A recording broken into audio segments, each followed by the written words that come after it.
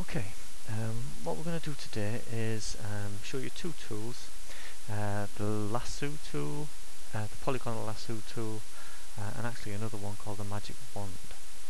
First of all, I've got this picture of a laptop which I've pulled into Photoshop.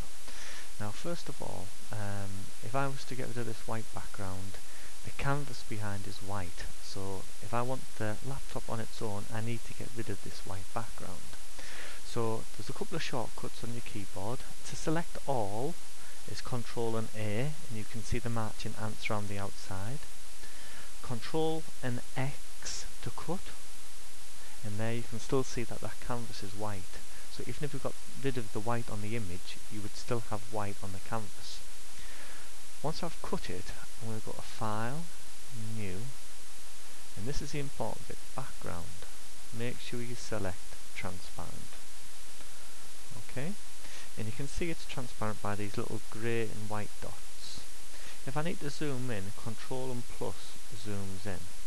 Okay, Control and plus. And then to paste it in, Control and V to paste. Now with this type of image is really easy to get rid of the background because it's got a nice clear contrast. The tool I'm going to show you today is this one here. It's called the Magic Wand tool, and it works really well in cartoon characters or where you've got a nice plain background. So I'm going to select the Magic Wand tool, click on the background and simply hit delete. Okay, there you can see that it is now got rid of that background, and if I then wanted to Control and A, Control and X and paste it onto maybe a picture of a desk or in a room, that would be fine. If you wanted to save that image with the transparent background, you need to save for the web. It doesn't want to be a JPEG, it needs to be that PNG 24, and that will then keep the transparent background. And then you just say save, give it a name and save it in an appropriate place. Okay, that's fairly straightforward. The second image I've got is this image which I've just taken off the internet. Little cute baby, and the tool, the Magic Wand tool won't work on this image so well because we've got lots of different shades and colours going on in the background. So we're going to use a Polygonal Lasso tool for this. So I've just simply copied it, and then all I'm going to do is just paste it into Photoshop. So the tool I'm now going to use is this Polygonal Lasso tool.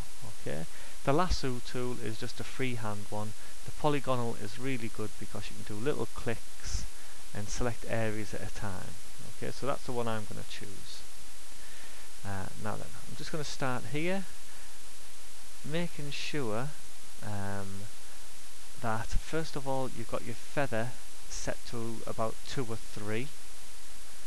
Control and D to deselect if that happens to you, but that feather there will just blend out the image a little bit so you don't have very sharp sort of scissor type cuts.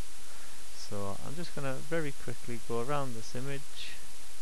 Now I'm doing this a little bit quicker than I would normally do just so you guys don't get bored. Okay, and you can see I've made a bit of a hash around that chin there, but you'll see the gist of what I'm trying to do here. Now then, once I get back to the beginning, there's two things to notice. Okay, I know I've cut the top of his head off there.